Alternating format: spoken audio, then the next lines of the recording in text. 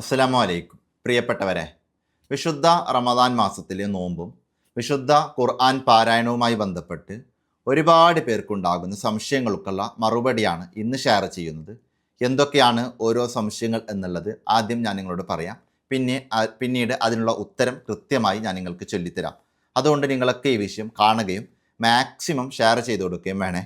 ഒന്നാമത്തെ ചോദ്യം പല ആളുകളും ചോദിക്കുന്നത്, വിശുദ്ധമായ ഖുർആൻ മൊബൈൽ ഫോൺ ഉപയോഗിച്ച് നമുക്ക് ഓതുമ്പോൾ അതിന് ഉളൂ നിർബന്ധമാണോ എന്നുള്ള വിഷയം. രണ്ടാമത്തെ കാര്യം, വിശുദ്ധമായ ഖുർആൻ ആർത്തവത്തിൻ്റെയും നിഫാസിൻ്റെയൊക്കെ സമയത്ത് ഓതാൻ പറ്റുമോ, അല്ലെങ്കിൽ ജനാബത്തുള്ളവർക്ക് വിശുദ്ധമായ ഖുർആൻ ഓതാൻ പറ്റുമോ എന്നുള്ള വിഷയം. അത് മൊബൈൽ നോക്കി ഓതാൻ പറ്റുമോ എന്നുള്ള വിഷയം. ഇതിനുള്ള ഉത്തരമൊക്കെ കൃത്യമായി ഞാൻ നിങ്ങൾക്ക് ചൊല്ലിത്തരാം.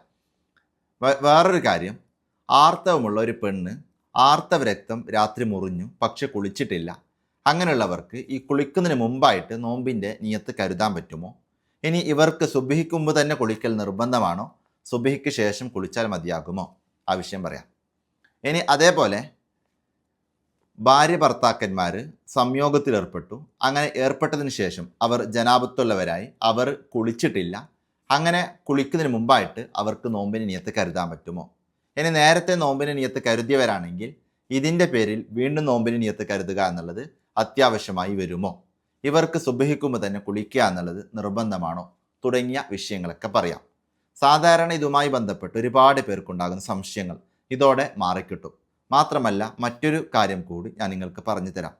അതായത്, ഒരു ഭർത്താവുമായി സംയോഗത്തിലേർപ്പെട്ടതിന് ശേഷം ഒരു പെണ്ണിനേക്ക് ആർത്തവരക്തം വന്നു. അതായത് സംയോഗത്തിലേർപ്പെട്ടതിന് ശേഷം ആർത്തവരക്തം വന്നു. അങ്ങനെ ആർത്തവരക്തം വന്ന പെണ്ണ് എപ്പോഴാണ് കുളിക്കേണ്ടത്, എത്ര കുളി അവൾ കുളിക്കണം, അങ്ങനെ കുളിക്കുമ്പോൾ എന്താണ് അവൾ നിയത്ത് കരുതേണ്ടത്, ഈ വിഷയം കൂടി ഞാൻ നിങ്ങൾക്ക് പറഞ്ഞു തരാം. കൃത്യമായി ശ്രദ്ധിച്ച് കേട്ടിരിക്കുക. ആദ്യം മുതൽ തന്നെ നമുക്ക് വിഷയം തുടങ്ങാം. ഒന്നാമത്തെ കാര്യം, വിശുദ്ധമായ റമദാൻ മാസം അല്ല ഏത് സമയത്താണെങ്കിലും നമ്മൾ ഖുർആൻ പാരായണം ചെയ്യുമ്പോൾ ഉളൂ അനിവാര്യമാണോ എന്നുള്ളത്. ഇവിടെ നമ്മൾ മനസ്സിലാക്കേണ്ടത്, ഖുർആൻ ഓതാൻ വേണ്ടിയിട്ട് ഉളൂ നല്ലതാണ്. മാക്സിമം ഖുർആൻ ഓതുമ്പോൾ ഉളൂയോടെ കൂടെ തന്നെ ഖുർആൻ പാരായണം ചെയ്യാൻ നമ്മൾ ശ്രമിക്കാം. അതേ സമയത്ത് ഖുർആൻ തൊടാൻ വേണ്ടി, അതായത് മുസ്ഹഫ് എഴുതപ്പെട്ടതിനെ തൊടാൻ വേണ്ടി ഉളൂ നിർബന്ധമാണ്. അപ്പോൾ ഖുർആൻ തൊടാനാണ് നിർബന്ധം. അത് മുസ്ഹഫ് മൊത്തത്തിലുള്ള മുസ്ഹഫ് അല്ല, ഒരു കടലാസ് പകുതിയിലധികം ഖുർആൻ എഴുതപ്പെട്ടിട്ടുണ്ട്. അങ്ങനെ ആകുമ്പോൾ ആ ഖുർആൻ എഴുതപ്പെട്ടതിന് അല്ലെങ്കിൽ ഈ മുസ്ഹഫിനെ തൊടാൻ ഉളൂ നിർബന്ധമാണ്. അപ്പോൾ ഈ മുസ്ഹഫ് തൊടാനാണ് ഉളൂ നിർബന്ധം, ഓതാൻ ഉളൂ നിർബന്ധമില്ല. അതേ സമയത്ത് ഓതാനും ഉളൂ ചെയ്യാന്നുള്ളത് നല്ല കാര്യം തന്നെയാണ്. ഇനി ഈ മൊബൈൽ ഫോൺ നോക്കി ഖുർആൻ ഓതാൻ പറ്റുമോ എന്നുള്ളതാണ്. ഇനി ഇവിടെ നമ്മൾ മനസ്സിലാക്കേണ്ടത്, മൊബൈൽ ഫോണിലെ ഖുർആൻ, ഈ മൊബൈൽ ഫോണിലെ ഖുർആൻ എന്ന് പറയുന്നത് നമുക്ക് ഉളൂ ഇല്ലാതെ ഓതാം. കാരണം ഇത് ഒരു എഴുതപ്പെട്ടതായി പരിഗണിക്കപ്പെടുന്ന ഒരു ഖുർആനല്ല. അപ്പോൾ ഇത് നമുക്ക് ഉളൂ ഇല്ലാതെ ഓതാൻ പറ്റും. എന്നാൽ ഇവിടെയും നമ്മൾ ഉളൂടെ കൂടെ തന്നെ ഓതാൻ ശ്രമം നടത്താം. പറ്റുമെങ്കിൽ നമ്മൾ നേരെ മുസ്ഹഫ് എടുത്ത് തന്നെ ഖുർആൻ ഓതാൻ നോക്കാം. ഇനി അതെല്ലാം മൊബൈൽ ഫോൺ നോക്കിയിട്ടാണ് നമ്മൾ ഓതുന്നെങ്കിലും ഉളൂടെ കൂടെ തന്നെ ഓതാൻ ശ്രമം നടത്താം. ഇനി ചില സമയങ്ങളിൽ നമുക്ക് ഉളൂ ചെയ്യാൻ ചില അസൗകര്യങ്ങളൊക്കെ ഉണ്ടായേക്കാം, അങ്ങനെ പറ്റാത്ത വന്നേക്കാം. അങ്ങനെയൊക്കെ ആകുമ്പോൾ ഉളൂ ഇല്ലാതെയും നമുക്ക് മൊബൈൽ ഫോൺ നോക്കി ഖുർആൻ ഓതാൻ പറ്റും.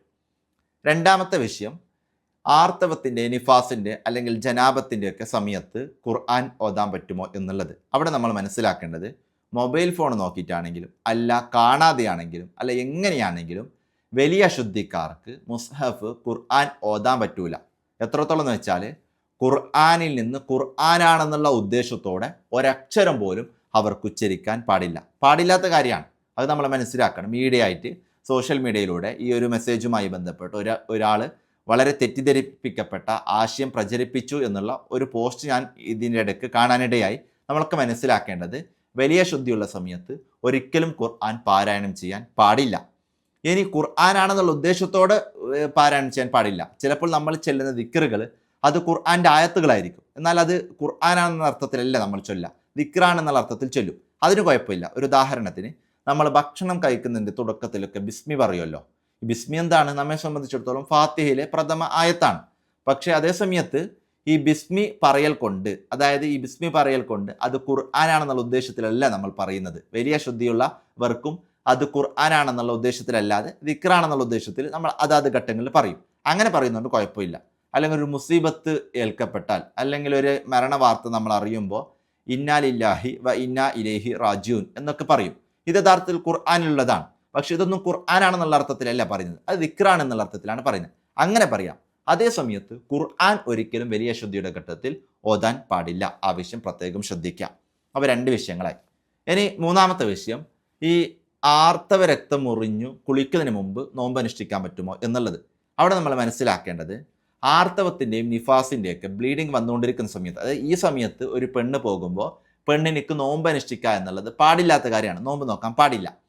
അതേ സമയത്ത് ഈ രക്തം മുറിഞ്ഞു, അതായത് ആർത്തവം നിന്നു, പക്ഷെ കുളിച്ച് വൃത്തിയായിട്ടില്ല. അങ്ങനെ കുളിച്ച് വൃത്തിയാകുന്നതിന് മുമ്പും അവർക്ക് നോമ്പ് അനുഷ്ഠിക്കാം. അതായത് നോമ്പിൻ്റെ നിയത്ത് അവർക്ക് കരുതാം. അപ്പോൾ നാളത്തെ നോമ്പിൻ്റെ നിയത്ത് ഇന്ന് രാത്രി ആർത്തവം മുറിഞ്ഞ ഒരു പെണ്ണിനിക്ക് കുളിക്കുന്നതിന് മുമ്പ് തന്നെ നിയത്ത് കരുതാം. ആ വിഷയം ശ്രദ്ധിക്കാം. ഇനി നോമ്പുമായി ബന്ധപ്പെട്ട് ഫർള് കുളി സുബ്ഹിക്ക് മുമ്പ് കുളിക്കണം എന്നുള്ളത് നിർബന്ധമില്ല, പക്ഷെ വളരെ പ്രധാനപ്പെട്ട സുന്നത്താണ്. പക്ഷേ നിസ്കാരം നഷ്ടപ്പെടാതെ ശ്രദ്ധിക്കണം. ആ വിഷയം പ്രത്യേകം ശ്രദ്ധിക്കുക. ഇനി സുബ്ഹിക്ക് ശേഷം ഫർള് കുളി കുളിച്ചാലും ശരിയാകും, പക്ഷെ ഫർള് കുളി മാക്സിമം സുബ്ഹിക്ക് മുമ്പാക്കലാണ് നോമ്പിൻ്റെ സമയത്ത് വളരെ പ്രധാനപ്പെട്ട സുന്നത്ത്. ഇനി മറ്റു കുളികളും നോമ്പിൻ്റെ സമയത്ത് സുബ്ഹിക്ക് മുമ്പാക്കൽ തന്നെയാണ് നല്ലത്. ആവശ്യം മനസ്സിലാക്കാം. ഇനി ജനാബത്തുള്ള ആളുകൾക്ക് ഇങ്ങനെ നിയത്ത് വെക്കൽ കൊണ്ട് എന്തെങ്കിലും പ്രശ്നമുണ്ടോ എന്നുള്ളത് അവിടെ മനസ്സിലാക്കേണ്ടത്, ജനാബത്തിലായ സ്ത്രീ ആണെങ്കിലും പുരുഷനാണെങ്കിലും അവർ ഈ ജനാബത്തുള്ള ഘട്ടത്ത് നോമ്പിൻ്റെ നിയത്ത് വെച്ചാൽ, അതായത് കുളിക്കുന്നതിന് മുമ്പായിട്ട് നോമ്പിൻ്റെ നിയത്ത് വെച്ചാൽ അത് ശരിയാകും. സുബ്ഹിക്ക് മുമ്പ് അങ്ങനെ നിയത്ത് വെച്ചാൽ, കുളിക്കുന്നതിന് മുമ്പായിട്ട് നിയത്ത് വെച്ചാൽ ശരിയാകും.